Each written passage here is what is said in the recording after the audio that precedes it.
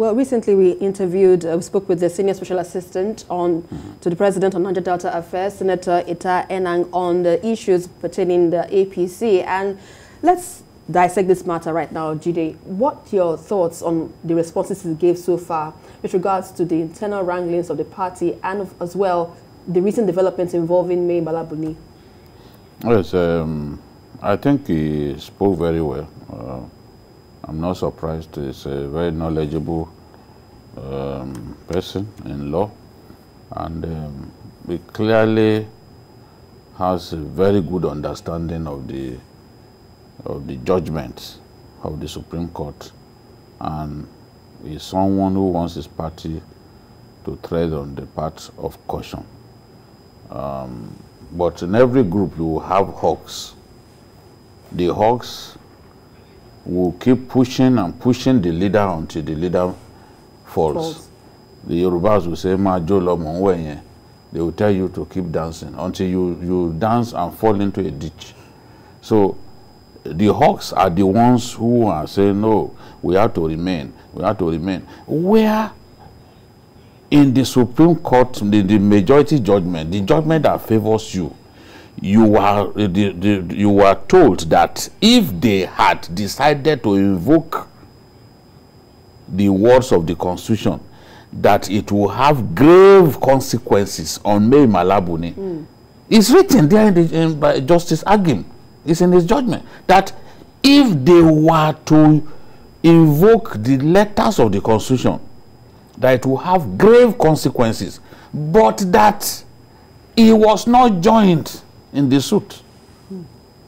Meaning that if they had joined him on the suit, they would have invoked the letters of the Constitution. Now, when people talk about, oh, he has immunity, therefore the case will have died, didn't the judges know that he had immunity when they were saying that if they had invoked the letters of the Constitution, that it will have grave consequences on him?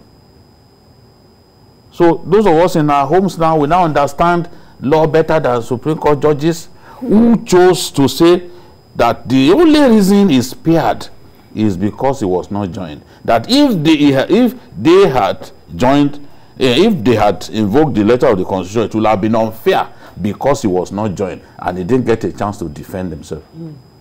So this is the thing. That should tell you that it's a precarious situation. Right. It could go either way. And that is the message from Senator Ita Enang, that look, this kind of thing could go either way. Why don't we just play safe?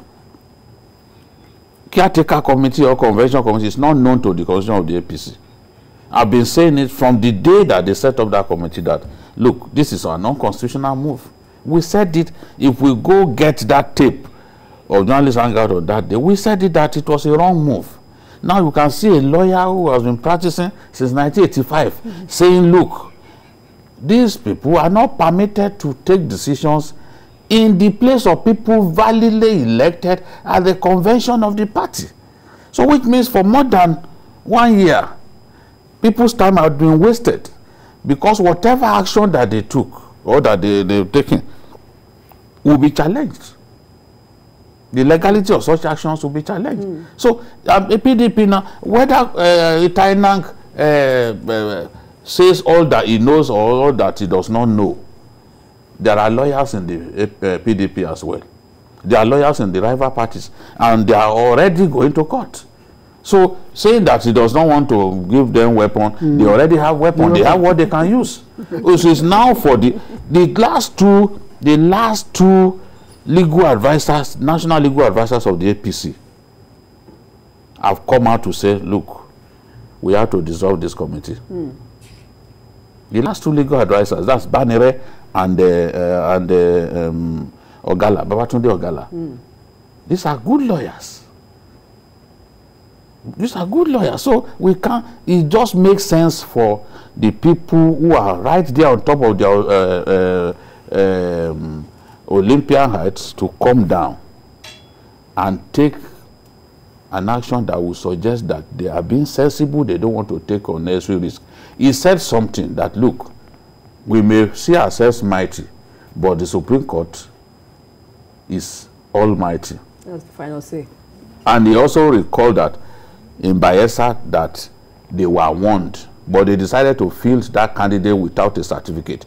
Even me, that I'm not in their party, I remember that there was a court case against the guy. The only reason the PDP didn't win that case at that time was that they filed it out of time. They filed it out. If they had filed it within time, it would have been chased away from the Senate. But you still brought, because somebody is powerful in the party, who faces bigger than everybody, he still forced the candidate on the party. At the end of the day, he couldn't force that candidate on the Supreme Court. And then, since the law says you cannot be properly nominated without a deputy, David Leon had to go. So that's what happened. So APC should learn from his lessons. Yes. But Mr. Wankwo, what's your position on this whole situation? Final thoughts. Yes. Ita Enang spoke well, and is somebody who is accustomed to doing so, because he was in the House of Reps before going to the Senate. He was one man that was seen as an oracle of rules and business for 8 good years. But from his response here, it was obvious that he evaded some of the questions, which would have cleared, the horizon. Particularly the role played by Mr. President in this matter. He's not in doubt that it was at his behest that Buni became the acting chairman of this party. So his response also shows us that it's a knotty issue for them to resolve among themselves, except if the president puts his feet on the ground and demonstrate the fact that he is the leader of the party. Otherwise, they won't make any progress out of, the saga before them. All right, and that's a fine place to leave it. Chawola Mwoke, thank you very much for your insights, and as well, Babajide Kolade of Titodris, as usual. A pleasure to have your thoughts on the show. Thanks. And that's it.